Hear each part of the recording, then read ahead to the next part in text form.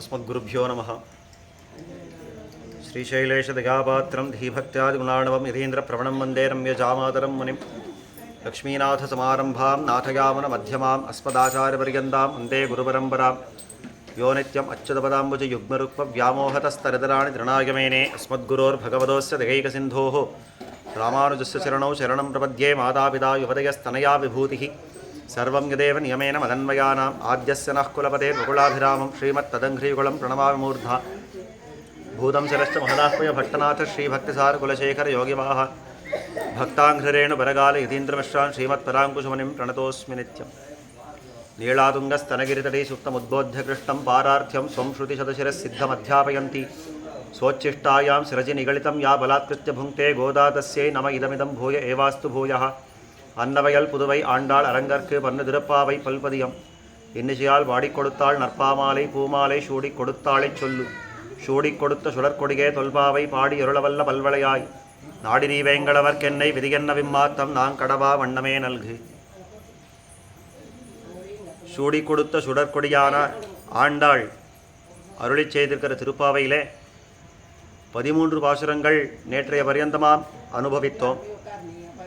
இன்னைக்கு அனுபவிக்க இருக்கிற பாசுரம் 14வது பாசுரம்.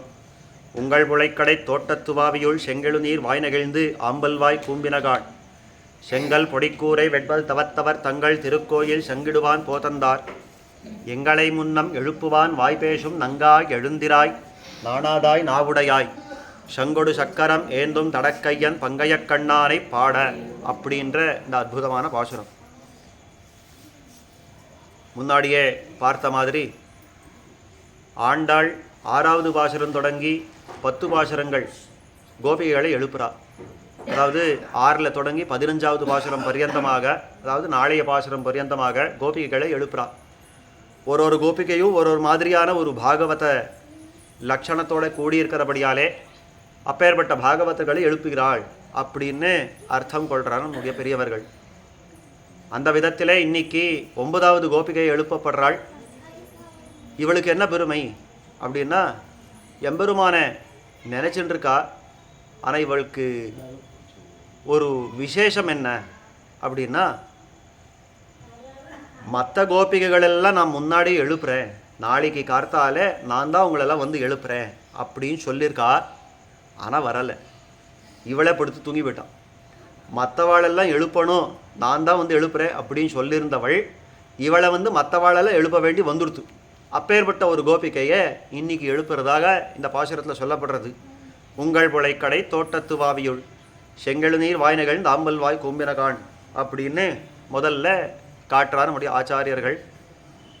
இந்த கோபிகையும் எழுப்பப்பட்ட உடனே கேட்குற முதல் கேள்வி, விடிந்தமைக்கு அடையாளம் என்ன, எதனால் இந்த போது விடிந்ததுன்னு சொல்கிறீங்கோ, எதை கொண்டு சொல்கிறீங்கோ அப்படின்னு கேட்குற ஒரு காலத்தில் ஆண்டாள் சொல்கிறா, இந்த ஆம்பல் வாய் கூம்பு இருக்கிறது, செங்கழு நீர் அப்படின்றது அலற ஆரம்பிச்சிருக்கு. இந்த செங்கழு நீர் அப்படின்றது ஒரு வகையான புஷ்பம், ஆம்பல் அப்படின்றது ஒரு வகையான புஷ்பம். அந்த ஆம்பல் அப்படின்றது ராத்திரி புஷ்பம், அதாவது ராத்திரி வேளை தான் மலரும், பகல் வேளையில் மொட்டித்து போயிடும். அதே மாதிரி இந்த செங்கழு நீர் இருக்கிறதே நேர் எதிர், அது பகல் வேளை தான் மலரும், தாமரையாட்டம் இருக்கும் பார்க்குறதுக்கு, அது பகல் வேளை தான் மலரும், ராத்திரியான மொட்டித்து போயிடும். அப்போ இந்த 2 புஷ்பங்களை கொண்டு அடையாளம் சொல்கிறார் ஆச்சாரியர் காட்டுறா. இந்த செங்கல் நீர், இந்த ஆம்பல் எங்கே வேற இல்லை, நம்முடைய திரு அதரங்கள், இந்த கோபிகையோட திரு அதரங்கள், அந்த வாய் பவளங்கள் இருக்கிறதே அதுதான். அது நல்ல அர்த்தங்கள் சொல்கிறதுக்கு மலர்ந்தால் அது செங்கல் நீராட்டம் இருக்கிறது, அது மூடினால் அந்த அர்த்தங்களை சொல்லி அதுக்கப்புறம் அந்த அதரங்கள் மூடினால் அது மொட்டினா இந்த ஆம்பல் போல இருக்கிறது. இந்த ஒரு அடையாளமே போராதா?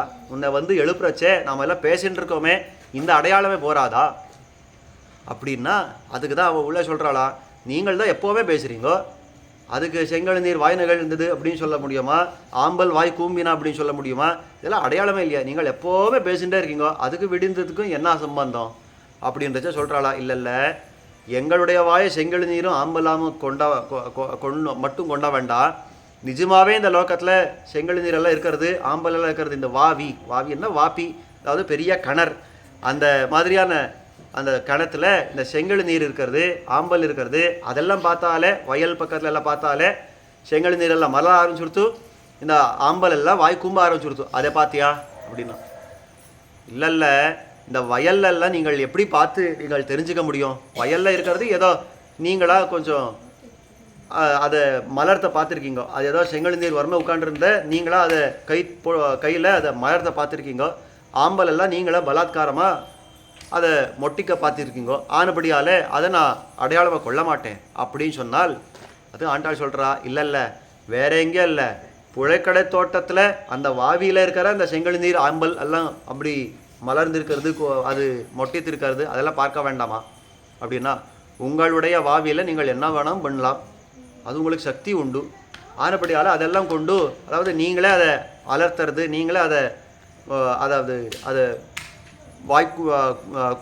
கூவா பண்ணுறது, இந்த மாதிரியெல்லாம் பண்ணால் அதை நான் அடையாளமாக கொள்ள முடியுமான்னா, அதுக்கு தான் சொல்கிறாமா, வேற எங்கேயோ பார்க்க வேண்டாம், உங்கள் புழைக்கடை தோட்டத்து வாவியுள், உன்னுடைய வீட்டிலையே பின்னாடி புழைக்கடை இருக்கிறது இல்லையோ, அந்த பக்கத்தில் இருக்கிற அந்த செங்கல் நீர் பார்த்துக்கோ, ஆம்பலை பார்த்துக்கோ, செங்கல் நீரில் மலர ஆரம்பிச்சுடுத்து, ஆம்பல் எல்லாம் வாய்க்கூம ஆரம்பிச்சுடுத்து அப்படின்னா. இவள் கேட்டால், இந்த செங்கல் நீரெல்லாம் இருக்கிறதோ இல்லையோ, இதெல்லாம் இப்போதான் மலரட்டுமா அப்படின்னு யோசனை பண்ணி மலரத்துக்கு தயாராக உட்காண்டிருக்கு, அதை பார்த்தே நீங்கள் ரொம்ப மலர்ந்துடுத்து அப்படின்றீங்க. ஆம்பல் இப்போதான் போது, அதாவது சூரியோதயம் இனிமே ஆக போகிறது, இனிமே நான் வாய் கூம்பண்டும் அப்படின்னு அந்த யோசனை பண்ணி தயாராக உட்காண்டிருக்கு. அந்த நிலைக்கே நீங்கள் அது வாய் கூம்பிடுச்சு அப்படின்னு சொல்கிறீங்க. இந்த மாதிரி இது இன்னும் பூர்த்தியாக மலரவும் இல்லை, அது இன்னும் வாய் கூம்பவும் இல்லை. அப்போ போது விடியல்ல, போது விடிய போகிறது, இனிமே தான் இன்னும் போது விடிய போகிறது. ஆனபடியால் அதை கொண்டே நீங்கள் எல்லாம் இந்த அடையாளம் சொல்ல முடியாது, வேறு அடையாளங்கள் தான் சொல்லுங்கோன்னா. அதுக்கு தான் ஆண்டாள் சொல்கிறா, உங்கள் புழை கடை தோட்டத்து வாவியுள் செங்கெழு நீர் வாய் நெகழ்ந்து ஆம்பல் வாய் கூம்பினகாள். அந்த அடையாளம் போராது அப்படின்னு சொல்கிறச்சதான் அடுத்த அடையாளம் சொல்கிறா, செங்கல் பொடிக்கூரை வெண்பல் தவத்தவர் தங்கள் திருக்கோயில் சங்கிடுவான் போதந்தார். செங்கல் பொடிக்கூரை வெண்பல் தவத்தவர், தவத்தவர்னா தபஸ்விகள் அப்படின்னு அர்த்தம். இங்கே தபஸ்விகள்ன்ற இடத்துல ரெண்டு விதமான வியாக்கியானம் பண்ணி காட்டுறான் நம்முடைய ஆச்சாரியர்கள். ஒன்று தமப்பிரச்சுரர்களான சன்னியாசிகள், இன்னொன்று சத்வப்பிரச்சுரர்களான சன்னியாசிகள்னு ரெண்டு விதமாக வியாக்கியானம் பண்ணி காட்டுறான். சத்வம்னு என்ன, தமசுன்னு என்ன, ரஜஸ், அதெல்லாம் மூணு குணங்கள், இந்த பிரகிருதியோடு இருக்கிற மூணு குணங்கள், சத்வம் ரஜசு தமசுன்றது. சத்வம் தான் ஞானகாரகம், நமக்கு எல்லாம் நல்ல ஞானத்தை உண்டாக்குறது, நமக்கு சக்தி, ஆயுஸ், பலம், சக்தி, ஆரோக்கியம், ஞானம் இதெல்லாத்தையும் உண்டாக்கக்கூடியது சத்வகுணம். தமசு நமக்கு என்ன உண்டாக்குறதுன்னா அஜ்ஞானத்தை தான் உண்டாக்கும். நமக்கு தூக்கம், ஆலசியம் இதெல்லாம் வருதோ இல்லையோ, இந்த சோம்பல் இதெல்லாம் வருதோ இல்லையோ, இதெல்லாம் தமசினுடைய காரியம், நமக்கு அஜ்ஞானத்தை உண்டு பண்ணும். இந்த தமசோட கூடினவர்களும் சன்னியாசிகளாக இருக்கா, சத்துவத்தோட கூடினவர்களும் சன்னியாசியாக இருக்கா, இது ரெண்டு விதமான சன்னியாசிகளும் அப்படின்னு அங்கே வியாக்கியானம் பண்ணி காட்டுறோம். இந்த தமப்பிரச்சுரர்களான இந்த சன்னியாசிகளெல்லாம் இருக்காளே, அவர்களெல்லாம் எப்படி இருக்கான்னா கள்ள சன்னியாசிகள் அப்படின்னு பெயர் கொண்டவன். இந்த கள்ள சன்னியாசி, கபட்ட சன்னியாசிகளெல்லாம் எப்படி இருப்பா அப்படின்னாக்கா, ராத்திரி வேளை அவள் போகத்திலே இருப்பா, வெத்தலை பாக்கெல்லாம் நல்லா சாப்பிட்டுடுவாளாம். கார்த்தாலே ஆனால் இந்த சதஸில் ஜனங்கள் எல்லாம் என்னை பார்க்க போகிறா, இந்த தண்டதரன் அந்த ராஜாவெல்லாம் என்னை பார்க்க போகிறான், இந்த காசை கொடுத்துட்டு இந்த மாதிரியெல்லாம் இருக்க முடியாது. ஆனபடியாலே நல்லா பல்ல விளக்கி முகத்தலும்பி நல்லா ஃப்ரெஷ்ஷாக உட்காந்துருக்காளா அவெல்லாம் சன்னியாசிகள். ராத்திரி வெத்தலை பாக்கெல்லாம் போட்டு போகத்தை அனுபவிச்சது வேற, கார்த்தாலன்னா மற்றவாளெல்லாம் பார்த்துடுறாளே, இந்த மாதிரியெல்லாம் பார்க்கக்கூடாதுன்னுட்டு நல்லா பல்ல விளக்கி அது அந்த பயத்தாலே, நாட்டார்களுடைய பயத்தாலே அவர்கள் போது விடிந்தாலே தங்களுடைய வேஷத்தை மாற்றி கொண்டு, வேஷ மாத்திரத்தில் சன்னியாசிகளாக இருந்து வேஷத்தை மாற்றி கொண்டு தங்கள் திருக்கோயில் சங்கிடுவான் போத்தந்தார். அவரவர்களுடைய கோவில் ஏதோ ஒன்று வச்சுட்டு இருக்காளோ இல்லையோ, அவள் லோகத்துக்கு காட்டுறதுக்கு, அந்த லோகத்தில் இருக்கிற ஜனங்களை மயக்கிறதுக்குன்னு ஏதோ சில சந்நிதிகளெல்லாம் வச்சுட்டு இருப்பாள் இல்லையோ, இந்த கோவில் பார்த்துக்கிறேன் அந்த கோவில் பார்த்துக்கிறேன்னு, அந்த இடத்துல சங்கிடுவான் போத்தந்தார், அங்கே சங்க ஊதறத்துக்கு போனா அப்படின்னு ஒன்று. அந்த மாதிரியான தமப்பிரச்சுரர்களான அந்த சன்னியாசிகளுடைய சந்நிதி, எந்த தேவதைகளை வச்சுட்டு இருக்காளோ அந்த தேவதைகளுக்கு எல்லாம் திருக்கோவில்னு சொல்லலாமா? சொல்ல, திருக்கோவில்னா திரு சப்தம் போடுறதே ஒரு பூஜனீயமான அது சிரேஷ்டமான ஒரு கௌரவம் தோற்ற சொல்லக்கூடிய சப்தமோ இல்லையோ, அந்த சுத்திரமான அந்த இடங்களுக்கெல்லாம் திருக்கோவில்னு சொல்லலாமான்னா இது நம்முடைய எண்ணத்தால் இல்லை, அவர்களுடைய வாக்கியத்தால் அதுக்கு திருக்கோவில், அவள் தான் திருக்கோவில் தான் சொல்லிக்கிறான். ஆனபடியால் தங்கள் திருக்கோயில் அப்படின்னு ஒரு வியாக்கியானம் பண்ணான்.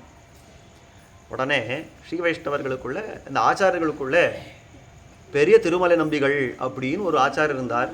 அவர் சொன்னாராம், எழுப்புன்னு இருக்கிறது ஒரு பரமசாத்விகையான ஒரு கோபிகையை. இந்த கோபிகை எழுப்புறச்சே தமசு கூடி இருக்கிற அந்த சன்னியாசிகளை சொல்லியா எழுப்புறது இல்லை, பரமசாத்விகர்களான சன்னியாசிகளை சொல்லி எழுப்புறது.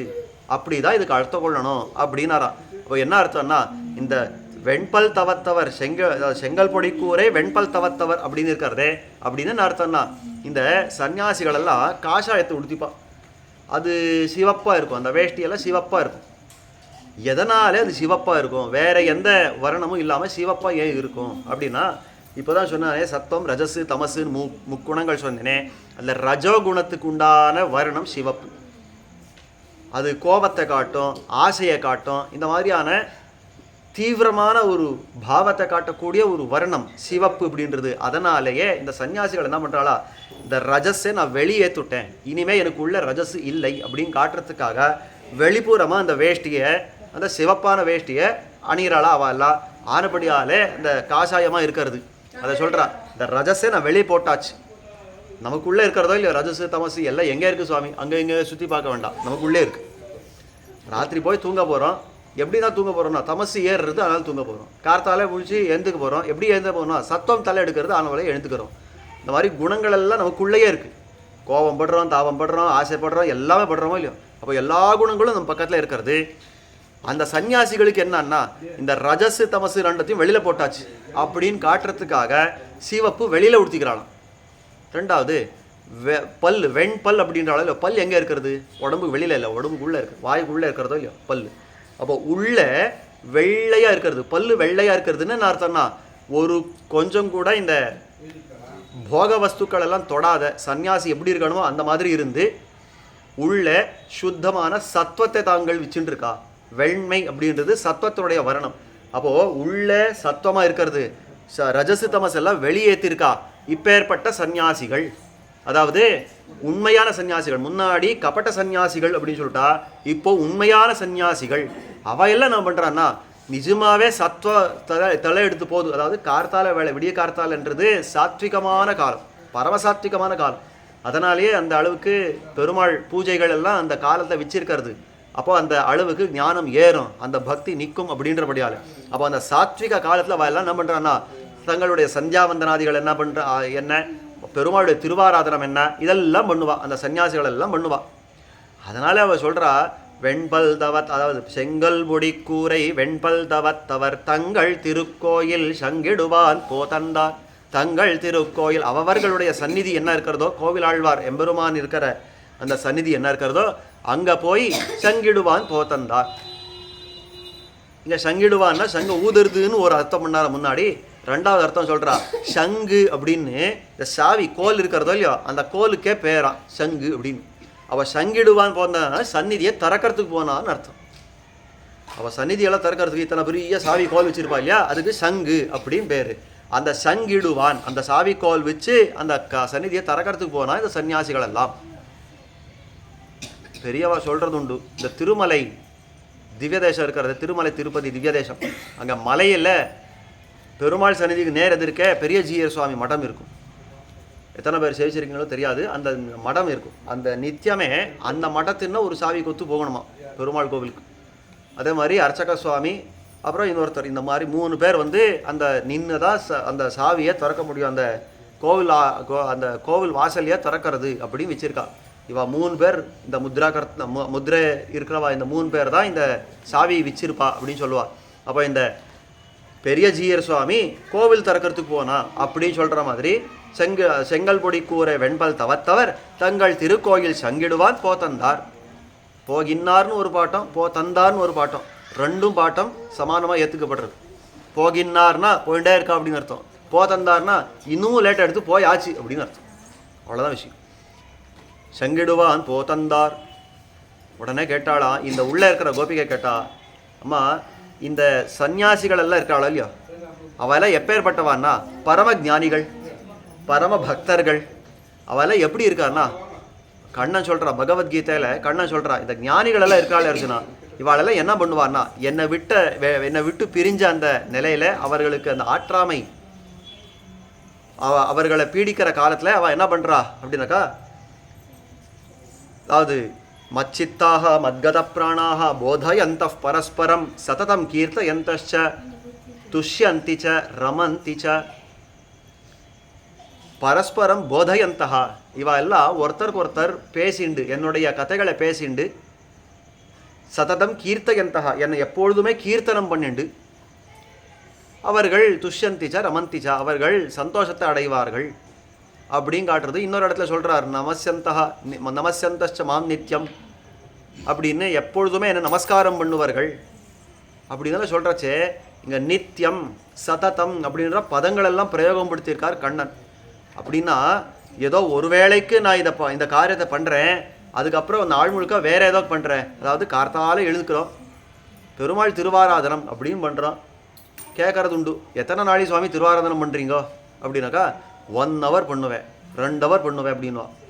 யார் ரிட்டையர் ஆனவன். ஆஃபீஸுக்கு ஓடுறவாளை கேட்டு பாருங்க, ஒரு 10 நிமிஷம் பண்ணுவேன், 1/4 மணி பண்ணுவேன்னா. அந்த 1/4 மணி பண்ணிட்டு அப்புறம் என்னன்னா அந்த 1/4 மணி தான் பெருமாளுக்கு. அதுவும் பெருமாளுக்கு அந்த புஷ்பங்கள் எல்லாம் சமர்ப்பிக்கிறச்சே அந்த ஆஃபீஸில் என்ன கால் வர போகிறதோ, இன்றைக்கி என்ன பிரச்சனை வர போகிறதோ அப்படின்னு இந்த புஷ்பங்கள் எல்லாம் சமர்ப்பிச்சுட்டு கிளம்பி ஓடி போடுவா. அந்த ஓடி போனதுக்கப்புறம் பெருமாள் ஞாபகம் இருக்குமான்னா பெருமாள் வெளிச்சம் இல்லையா, நாள் முழுக்க அது யாருக்கோ உட்காந்து உழைச்சுட்டே இருப்பான். இந்த மாதிரி இல்லாமல் இந்த பக்தர்கள் எப்படி இருப்பான்னா சததம் கீர்த்தயந்தா, எப்பொழுதுமே என்னுடைய திருநாமங்களாவே அவள் கீர்த்தனம் பண்ணிட்டே இருக்கா, என்னுடைய சேஷ்டிதங்களை அவள் கீர்த்தனம் பண்ணிட்டே இருக்கா. அவள் பேசினாலே என் பற்றி தான் பேசுவா அர்ஜுனான்ட்டா கண்ணன். சுலபமாக சொல்லணும்னா அவள் வாய் எடுத்து பேசினாலே என் வார்த்தை தான் வரும், வேற வார்த்தையே கிடையாது. அப்படிப்பட்ட அந்த பக்தர்கள் எல்லாம் இருக்காளே அப்படின்னு கண்ணன் சொல்கிறாளே. உள்ள இருக்க கோபிகை சொல்கிறா, நீ சொல்கிற சன்னியாசிகள் எல்லாம் சததம் கீர்த்தயந்தா, எப்பொழுதுமே பெருமாளுடைய தியானத்திலேயே இருக்கிறவா, பெருமாளை நமஸ்காரம் பண்ணக்கூடியவா, பெருமாளுக்கு திருவாராதனம் பண்ணக்கூடியவா, நாள் முழுக்க பண்ணுவா. அப்போ அது விடிஞ்சது விடியலன்னு என்ன வித்தியாசம்? நாள் முழுக்க பண்ணுறச்சே அது கார்த்தால 6 மணியாக இருந்தேன்னா ராத்திரி 10 மணியாக இருந்தேன்னா அவள் பெருமாளுடைய தியானம் பண்ணிட்டே இருப்பா, பெருமாளுக்கு திருவாராதனங்கள் பண்ணிட்டே இருப்பா. அப்போ அதெல்லாம் நாம் அடையாளமாக கொள்ள முடியாது அப்படின்ட்டான். செங்கல்படி கூரை வெண்பல்தவத்தவர் தங்கள் திருக்கோயில் செங்கிடுவான் போத்தந்தார் அப்படின்னா அதையும் நான் அடையாளமாக கொள்ள முடியாது, ஏன்னா எப்பொழுதுமே எம்பெருமானுடைய இந்த அனுபவத்தில் இருக்கிறபடியாலே அப்படின்ட்டான். அதுக்கு தான் என்ன பண்ணுறதுன்னு தெரியல இந்த ஆண்டாளுக்கு.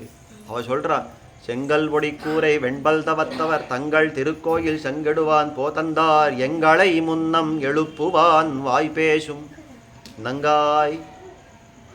இவளுக்கு என்ன பண்ணுறதுன்னு தெரியல. சொல்கிறான், அம்மா நங்காய், நங்காய்னா குணபூர்த்தி உடையவளே அப்படின்னு அர்த்தம். நங்கை அப்படின்னா பூர்த்தி உடையவள். ஆண்பால் சொல்லணும்னா நம்பி அப்படின்னுவோ, பெண்பால் சொல்லணும்னா நங்கை அப்படின்னுவோம். அவள் சொல்கிறா, நங்காய் குணபூர்த்தி உடையவளே, நீ என்ன பேசின தெரியுமா, நேத்திக்கு என்ன வீராப்பு காட்டின தெரியுமா, நீ பார்த்துக்கோ, நாளைக்கு கார்த்தால நான் தான் முதல்ல எழுந்துப்பேன். 2:30-3 மணிகளை எழுந்து மொத்தம் ஊரில் இருக்கிறவாள் அத்தனை பேரும் நான் தான் எழுப்ப போகிறேன்னு ஒரு வார்த்தை யாரோ சொன்னான். சொல்கிறான், யாரோ நேத்திக்கு இந்த மாதிரி சொன்னான்.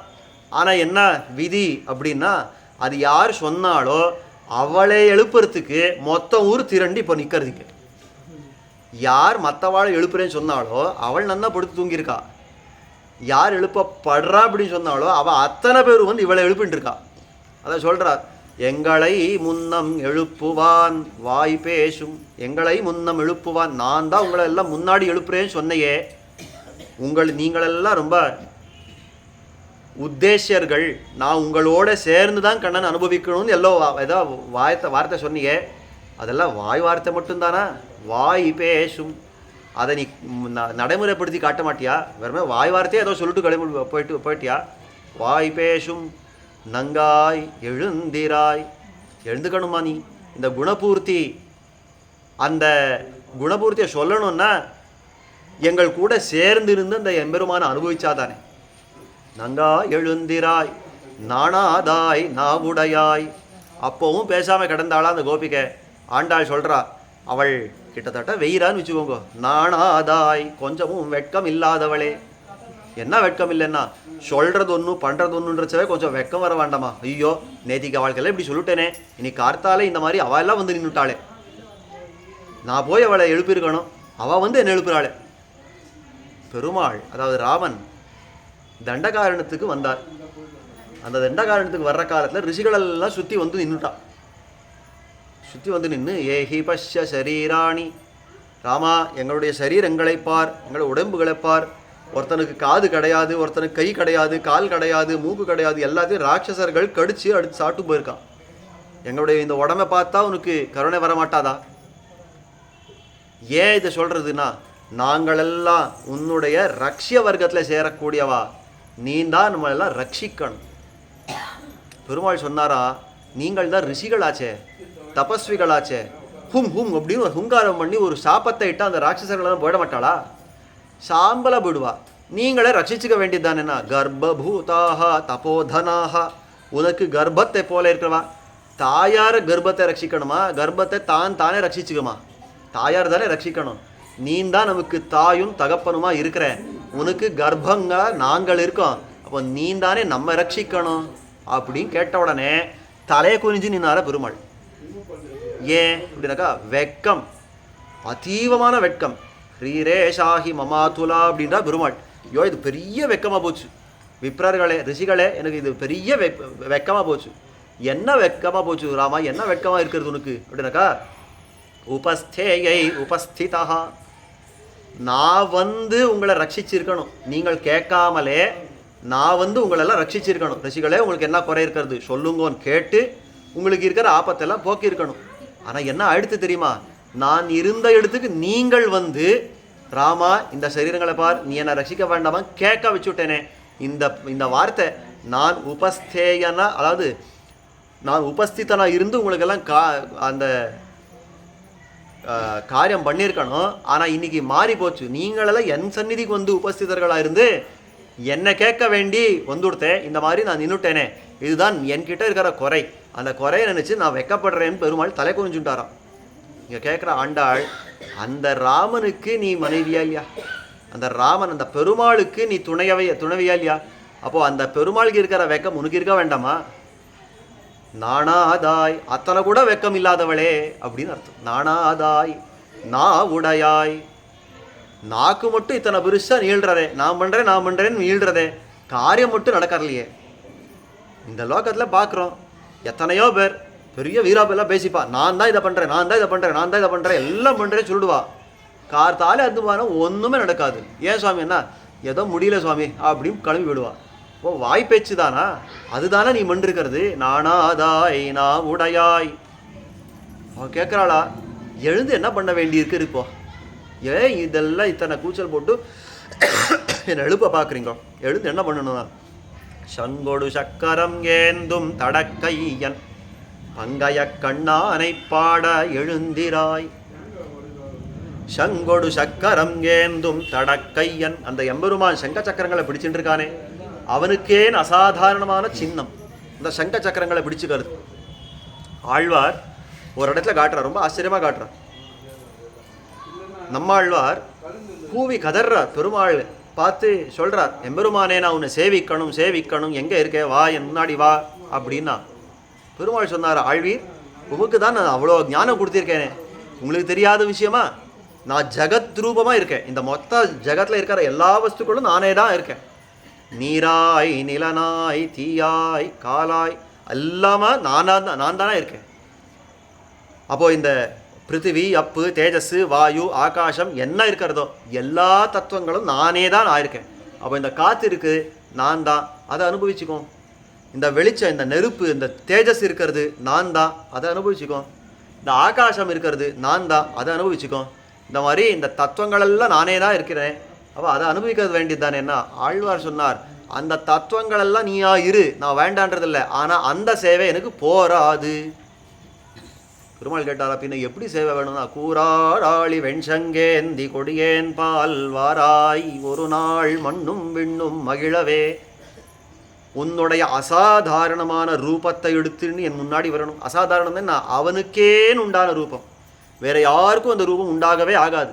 அவனுக்கேன் தனித்து ஒரு ரூபம் இருக்கிறதே, அது என்ன கூராராளி வெண்சங்கேந்தி சங்க சக்கரங்களை பிடிச்சு அந்த தேஜோமய ரூபமா அந்த திவ்யமங்கள விக்கிரகத்தை கொண்டு என் முன்னாடி நீ தோத்தணும். கொடியே என் பால் வாராய் அப்படின்றார். அப்போ அந்த அந்த மாதிரி அந்த திவ்ய ரூபத்தை கொண்டு என் முன்னாடி வந்து நிற்கணுமே ஒழிய நீ இதை காத்தா இருக்கிறேன், நான் இந்த தீயா இருக்கிறேன், அப்படி நீரா இருக்கிறேன், இதெல்லாம் சொன்னால் எனக்கு போராது அப்படின்ட்டு ஆழ்வார்.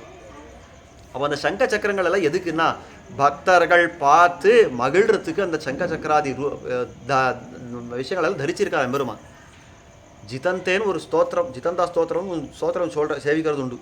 அதில் சொல்கிறார் எம்பெருமானுக்கு நதே ரூபம் நச்சாகாரஹ நாயுதானி நச்சாஸ்பதம் ததாபி புருஷாகாரோ பக்தானாந்த்வம் பிரகாசசேன்னு ஒரு ஸ்லோகம்.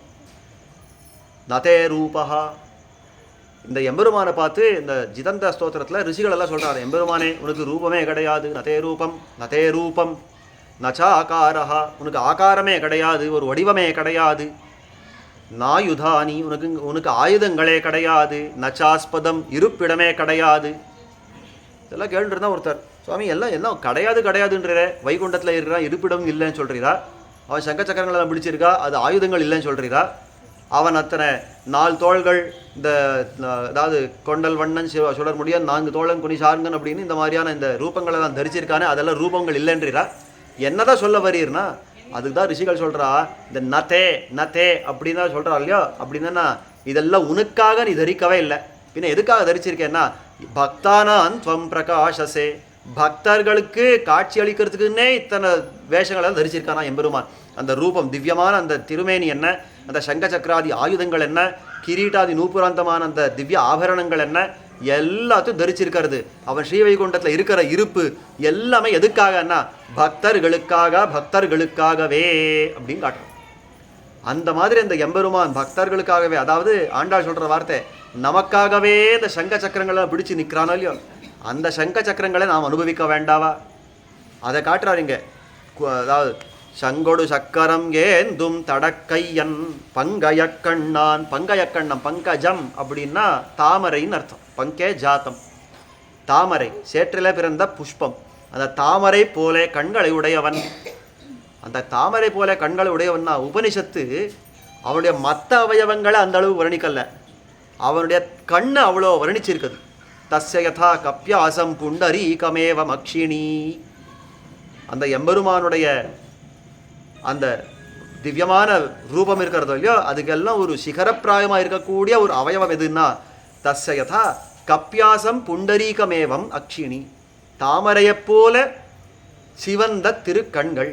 அந்த கப்யாசம் புண்டரீகமேவம் அக்ஷினின்றதுக்கு ஒரு சரித்திரத்தை சொல்கிறது உண்டு, பிரசித்தமான சரித்திரம். யாதவ பிரகாஷருக்கும் ராமானுஜருக்கும் ஒரு விவாதம் ஏற்பட்டது அந்த காலத்தில். கப்யாசம் அப்படின்னா யாதவ பிரகாஷம் சொன்ன அர்த்தம், ஒரு குரங்கு இருக்கிறதே அந்த குரங்கினுடைய ஆசனவாய் சிவந்து இருக்கிறது, அதே போல பெருமாளுடைய கண்கள் அப்படின்ட்டான்.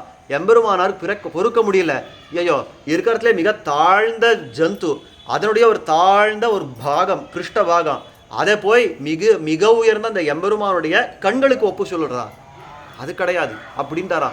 அது யாதவ பிரகாஷர் கேட்டாரா, பின்ன என்னவா அர்த்தம் சொல்லுவீர் அப்படின்னா அவ்வளோ ஆச்சரியமாக ஒரு அர்த்தத்தை காட்டினார் எம்பெருமானார். கம்பீராம்ப சமுத்பூத சுமிருஷ்டனாள ரவிகர விகசித புண்டரீகதளாமலாயதே க்ஷணஹா அப்படின்னு. கப்யாசம், கபி அப்படின்னா யாருக்கு பேர்னா, கபினா குரங்குன்னு அர்த்தம் வச்சுக்காதீங்கோ. கம் பிபதீதி கபிஹி, என் சூரியன் இருக்கிறானே அவன் ஜலத்தை சாப்பிட்டு உறிஞ்சு சாப்பிட்டு அப்புறம் தானே மழையாக வருஷிக்கிறான், ஆனபடியால் சூரியனுக்கே கபின்னு பேர்.